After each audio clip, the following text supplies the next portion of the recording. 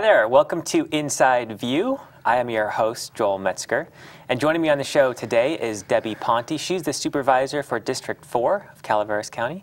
Nice to have you on the show. Thank you for having me. So we have lots going on in the county, as always. You supervisors are so busy. I don't know how you keep up with everything, but we're going to try to hit on some of the big issues that are being discussed. So we'll talk a little bit about the budget and the general plan, and then some local issues to District 4, things that you're working on, the community plan being one. But before we get into all of that, I just wanted those who may not have had the chance to meet you to just get to know you just a little bit. So what's your history in Calaveras County? Well, I've lived here most of my life and graduated from the local schools, moved away for a bit, attended college, came back, and probably in summary, most of my time was spent at Mark Twain St. Joseph's Hospital in the area of public relations, and spent a little bit of time at Ironstone Vineyards in the tasting room as a manager, and most recently was at Foothill Village, where I was executive director for the last 14 years, and was elected to the Board of Supervisors about 3 years ago. So, how has serving as a board member treated you so far? How have you liked it? Oh, I enjoy it. I've always enjoyed local government. I don't like to use the word politics. I look at it as more public service, and I enjoy being able to serve and give back to the community. And you also served, was it on the Angels City Council at one point? Yeah, I served 2 terms on the City of Angels. Most of that is mayor, and with that was able to kind of serve on a variety of other committees, which gave me kind of a taste of local government, more of a taste, you might say. Sure, sure. Yeah, maybe a mouthful. Yeah, at times a mouthful. Definitely lots of experience. Yeah. And what is it about Calaveras that makes you enjoy living here? What are some things you enjoy? Well, I certainly like the rural nature of the county. I enjoy the people. I enjoy, with the ruralness, the ag portion of the community. We have a tremendous amount of natural resources, which I think I'm fortunate that we have here. And, so I think it's a combination of the ruralness and the people that really keep me here. When you always think about moving away somewhere else, and as you travel, you look at other places, and you're just always so thankful to come home. So true, yes. So true. I encourage everyone to just go away for a while, yes. And then they'll realize what a great place it is to live. Definitely. Does your family have deep roots here? My husband's family does. He's 4th generation. A little bit before the gold rush probably. Settled in the area of Dogtown. So lots of roots in that regard. My side of the family actually came to Sonora back in the 50s. And I think in 1969 or so, my family moved to Angels Camp. So pretty anchored in Angels Camp for the last few years. No doubt about it. Now, running for supervisor is certainly something that I'm sure you gave a lot of thought to. What was it that really pushed you over the edge to go ahead and run?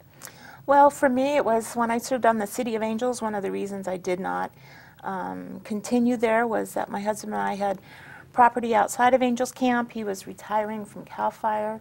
And so with that, it was a choice of not to run because we were moving out of the City of Angels, you might say. And my girls were very busy in school and other community activities, so I needed a break for a while. And as my girls were older, they were, in their early 20s, you might say, it was just a good time family-wise for me to kind of do something that was my passion. Gotcha. So what were some of the main goals that you had when you ended up winning and starting out? What were some things that you kind of wanted to get accomplished or work on? Well, I think for me was trying to kind of rebuild a trust and getting people involved in local government again. The community, the general plan was on this hiatus, you might say, for a number of years, and trying to move forward with that. Looking at, economic development for our community was something else that was important to me. The redistricting that went place right before my term, I guess, maybe a year or two, was interesting to me because I always saw Copper and Angels Camp as kind of more of a united community than I did more so Valley Springs and Copperopolis. So as for an area, I felt I could do something there to kind of bring and bridge some of those activities together.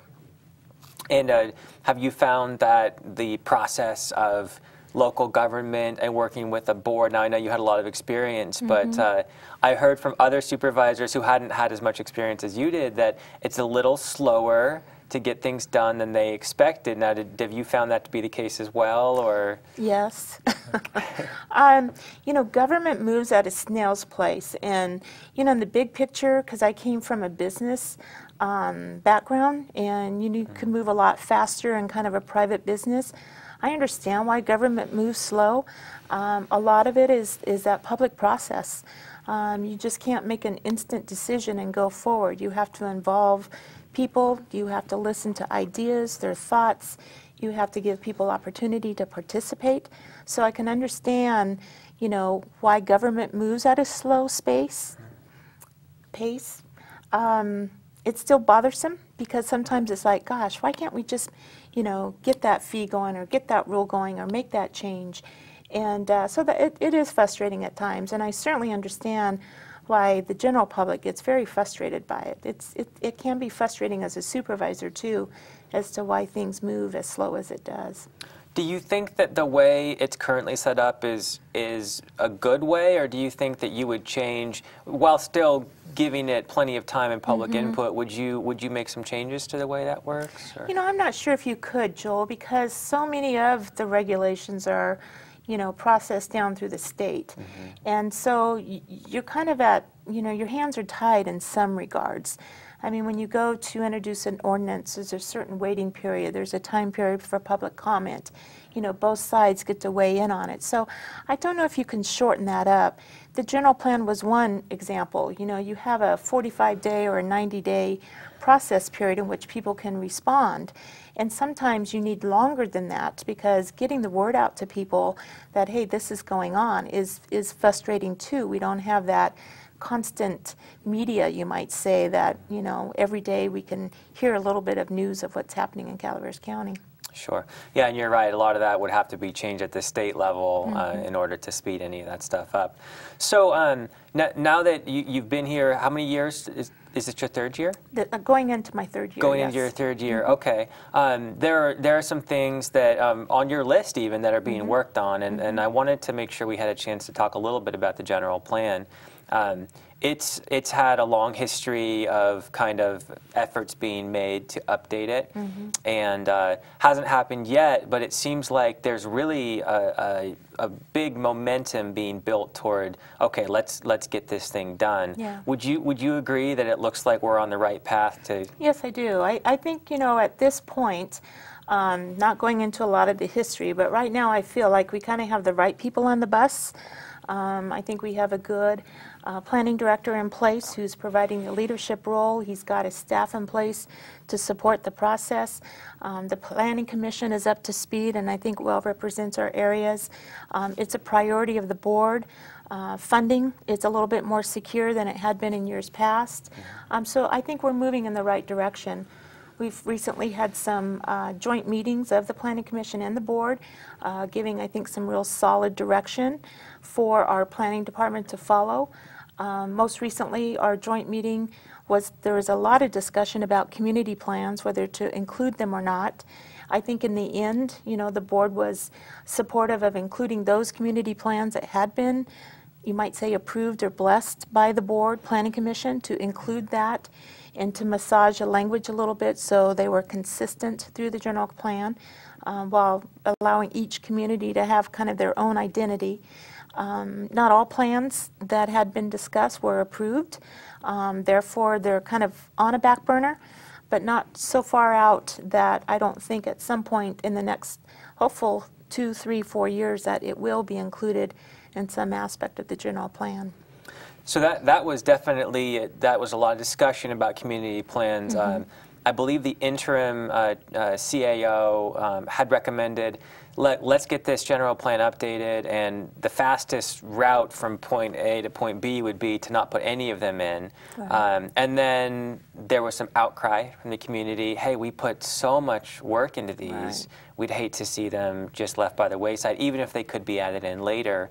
And so was the latest meeting at the town hall with the joint session, planning commission and board, it was a warm evening. Yes, it was. Very warm evening, my goodness. But there were some main topics, community plans being one. Mm-hmm. So you mentioned it looks like those that have made the most progress and are good to go, you'll see that go in. What about those who are on the edge? Is there any kind of okay, if you get your act together within a year, we'll put you in, but if you don't, you're going to have to wait? Is there any kind of a time frame for those? You know, I don't remember a specific time frame. I know I can speak to my district, Copperopolis. They've had 3 attempts of a community plan, and for whatever reason, never got the final vote, you might say, of the board to be inclusive of the plan. So I believe of all the general plans, they're probably one of the closest plans to be included because there has been so much work that's been done in the last 8 to 10 years. So it's just really kind of rallying the folks who have participated in the past, maybe some new blood that has maybe was overlooked or not included, to be able to come together as a community to say, you know, this is what we liked of the past, this is where we are now. We've had 3 years now of, you know, maybe no growth or how the state economy is looking like, the local economy, and see what we can do to massage what's been done in the past and kind of carry it forward. So that's one of my goals for the district, is to be able to, you know, move quickly and get that included in some phase of the general plan as we move forward. What would the process for community members be to get involved in that? Well, my first step is really talking with our planning director, because I feel no matter what we do, we need to have the professional staff of the planning department there in that process. I think they were in the past. I've heard bits and pieces of how much they were involved, but certainly would need the support of the planning director and his staff in pulling together the community and being able to move forward and guide what needs to be included in a community plan. But your goal would be to get that copper community plan included in some portion of that general plan update? That would be my goal, yes. Okay, got it. All right, well, hopefully you can succeed where maybe it hasn't gone through in the past.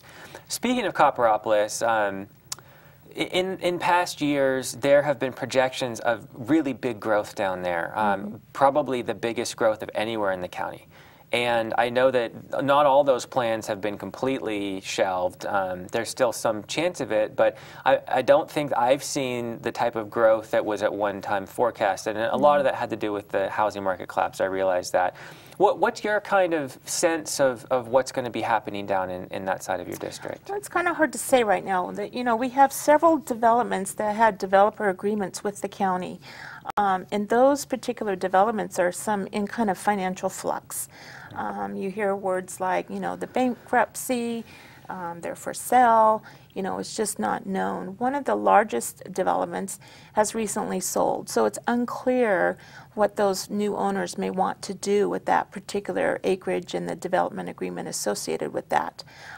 So hopefully in time, hopefully as we look at this general plan, because that was a big piece of the general plan, we had to include all of those developments that the county had blessed, you might say, in the community plan. And now that we don't have, you know, different kind of ownership and such, it'll really kind of determine what the boundaries of this community plan might be. It's really hard to tell because it's really kind of beyond Calaveras County in regards to the ownership and the financial viability of these projects. So we'll kind of see where those developers decide to go. But at the same time, the general plan kind of has to account for what's the population going to look like, what's the land use going to look like, and all of that. And one of the main points at that joint meeting of the Planning Commission and the board was, what's our kind of expected population down the road? And there were some different numbers. Do you remember what the board kind of settled on as, okay, let's shoot for, like, was it 70,000 people? Yeah, I think so. And you're talking over like a 20-year period. Long period of time, right? You know, looking at the higher side versus at the low end side, because it was more or less easier to kind of backtrack a little bit than to try to add on. Because when you look at the general plan, you know, the next phases of the general plan will really look at the environmental issues. and what we need to do to accommodate growth, everything from water and utilities and roads and all of those things. So, you know, that's going to be a critical point for Copperopolis in the community plan to determine, you know, where we see the growth and in what areas within this community, to be able to determine what kind of infrastructure we need to support that.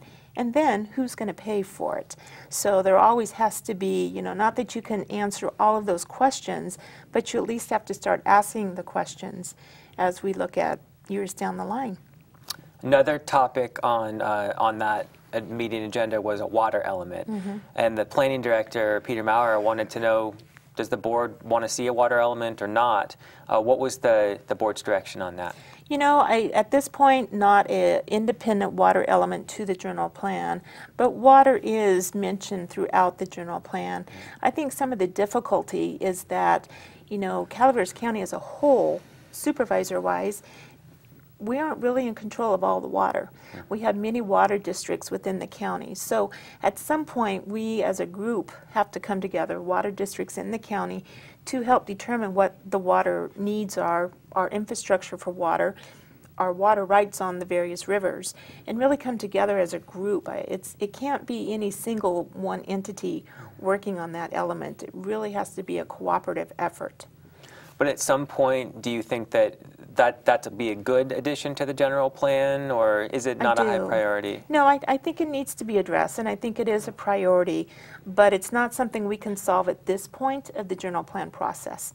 It's something that we need to, certainly almost like the Copper Community Plan, you know, it needs to be worked on now so that in 2 to 3 years it can be a viable element to the plan. Something that we can add on later. We can get the general plan in concept and approved and then be able to add on an element if we so think that's the direction we need to take. And so people need to remember, you don't have to get everything in with this update. It's a living document. You can continue to add. And I think oftentimes these are revisited every 5 years or so. Oh, they should be. They should be. If not annually, there needs to be some check and balance because, you know, with a plan too, you kind of set goals for yourself. So I find it necessary to see where we are in meeting that goal. Is it something that's, you know, that's something that we can obtain in the next 10 years? Is it something that, you know, there's more responsibility or more responsible parties as part of that element of the plan? And things change. Things change. And you have to adapt to those.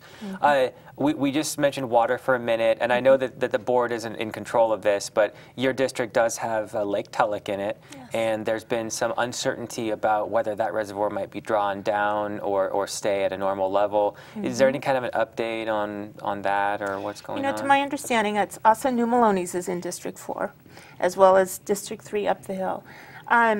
You know, currently we are bound, or the water system is bound by many other regulatory agencies. So water is being drawn down out of Maloney's to satisfy the requirements down below. Lake Tulloch is kind of in that mid-level, so they're kind of like a holding reservoir. And so waters will go down as we continue our summer. I think at some point in it was mid-September, late September, it'll be drawn down to a point as they're irrigating below us. But at that time, it's also an advantage for Tridam, who is the manager of the lake, to be able to do some maintenance on its dams and such. And I know CCWD is, you know, close to hopefully getting a grant soon to take a look at their water take and possibly do some work at that time. So there'll be some advantages to the drawdown at that time of year for some maintenance and new construction type activity to take place on Tulloch. So yeah, the main thing is, it sounds like the agencies involved are doing everything they can to keep the residents in water. Yes. And that's the main thing. There's a road that goes from one part of your district to another, which is Highway 4. And I know that this has been talked about for a long time, but there was kind of some talk about that being straightened out. I think it was called the Wagon Trail Project. And I don't know if there's been any update on this, but I was just curious, is there any progress toward maybe seeing that project move forward? There is. Continues to be progress. In the last year and a half that I've been on the board, there's been a lot of environmental study in certain sections of that Wagon Trail, which is from Copperopolis to Angels Camp. And that particular document will be ready for public review September, October of this year. We typically held those sessions at Bret Harte High School, open to the public for the public to come in and comment on that particular document. So there's been a lot of progress in the last 3 years on Wagon Trail. Right now it's really looking at funding sources for construction. Funding for the environmental review process has been tackled. Right now, funding cycle looking at, any kind of land acquisition that might be necessary and starting to collect monies for the construction of it. Not all of the complete Wagon Trail will go, you might say, will be construction ready. We'll look at different parts of the Wagon Trail. There's different phases. Primarily the phases I like to call the Hunt Road and Pool Station.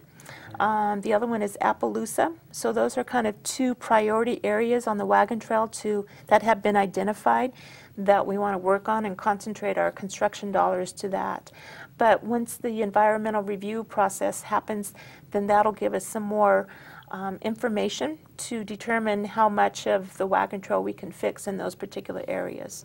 What do you think straightening that road out would do for Calaveras County? Well, I don't know if some people call it the superhighway.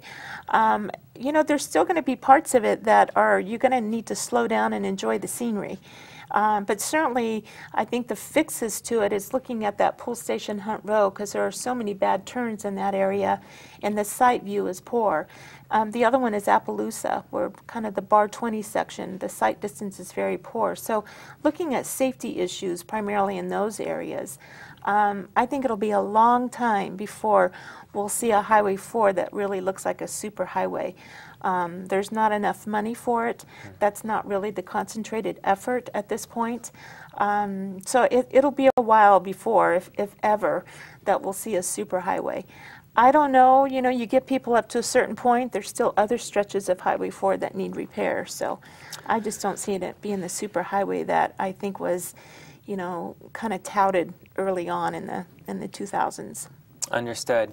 I know this is out of your district, but there's been a lot of talk about this asphalt plant that's kind of going through the process. Can you just give a brief overview of the latest on that particular issue? Well, it's my understanding, I don't want to comment too much on it because it will become before the board, but the Planning Commission has given some approvals and there's appeals in places, so it'll be coming to the board, I'm assuming sometime in August, early September, for us to hear.